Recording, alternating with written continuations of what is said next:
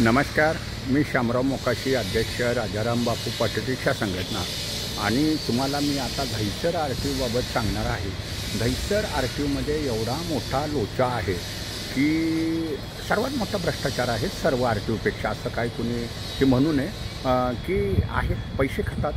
Paperless सेवा चालू होऊन देखील आज या उद्या या हे इथं धंद चाललेलं असतात. दुसरं म्हणजे रिक्षा टॅक्सीच्या मीटर पासिंगमध्ये तर एवढा मोठा घोळ झालेला आहे की यांनी धनाना टेस्ट न घेता त्या पावत्यावरनी गट्टाच्या गट्टा शिक्के मारून दिलेले आहेत. आणि आम्ही मुख्यमंत्र्यांना पत्र दिलेले आहे, 2 वेळ तक्रार केलेली आहे की ह्या अधिकाऱ्यांच्यावरती निलंबनाचीच कारवाई करा. दुसरी गोष्ट म्हणजे टेस्ट न घेता 1000 रुपये राजरोसपणे घेतले जातात आणि पक्क्या लायसनची टेस्ट ही घेतली जाते. आणि अशा अधिकाऱ्यावरती सुद्धा निलंबन हे कुठल्याही परिस्थितीत झालं पाहिजे. इथं अपघातांची संख्या वाढते आणि हे आर टी ओ अधिकारी पैसे खाण्यातच एकदम मग्न असतात. आता जर आपलं वाहन पासिंग केल्यानंतर 48 तासाच्या आत त्या अधिकाऱ्यानं फिटनेस ऑनलाईनला जोडलं पाहिजे. पण हे अधिकारी फिटनेस बिलकुल जोडत नाहीत. 10 दिवस, 15 दिवस, 20 दिवससुद्धा. कारण समोरच्या झोपड्यात त्यांनी एक समांतर व्यवस्था निर्माण केलेली आहे. समोरच्या झोपड्यात मीटरमधनं सुद्धा पावत्या मारून दिल्या जातात. तिथंच रजिस्टर आहेत, साहेबांचे शिक्के आहेत आणि पैसे मिळून काम केले जातात. आणि फिटनेससुद्धा त्या समोरच्या झोपड्यातूनच दिली जात असतात. आता वाहन मालकांनी प्रत्येकानं ऑनलाईननं फिटनेस काढून घ्या. काय आर टी ओना कुठलाही काय भाव देण्याची गरज नाही.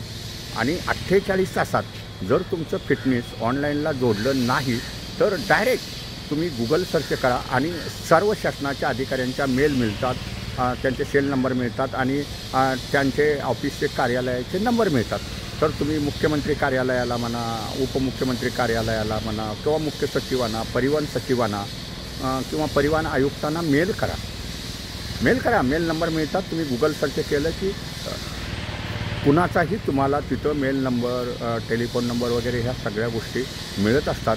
तर तुम्ही त्यांना मेल करा. आणि जर तुम्हाला काय ते मेल हुडकायला टायमिंग नसेल तर फक्त 2 ओळीचं पत्र लिहा की मी ह्या तारखेला गाडी माझी पासिंग केलेली होती आणि की त्याने माझं अजून फिटनेस जोडलं नाही, मला हवालदार फाईन मारतात.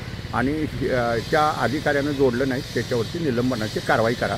आणि सरळ तुम्हाला कोणाला मुख्यमंत्र्याला पाठवायचं असेल तर मुख्यमंत्र्यांचं नाव द्या, मुख्यमंत्री मंत्रालय मुंबई नंबर 1 एवढं जरी टाकलं तरी पत्र पोचतं. आणि स्पीड पोस्टानं जर पाठवलं असतं तर फक्त 18 रुपये जातात. मुंबई ठाण्यातून कल्याणपासून जरी कुठनं जरी पाठवलं तर फक्त तुमचे 18 रुपये जातात. स्पीड पोस्ट जरी केलं तर साधं सोपं. जर कुणाला काही जमलं ना, मंत्रालयाचा पत्ता हा एकच असतो.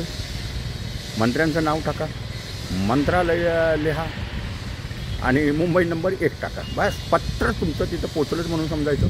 मग त्या पत्रावरती कारवाई होत असतात, रिमार्क होत असतात आणि ते चौकशीला खाली पत्र येतं.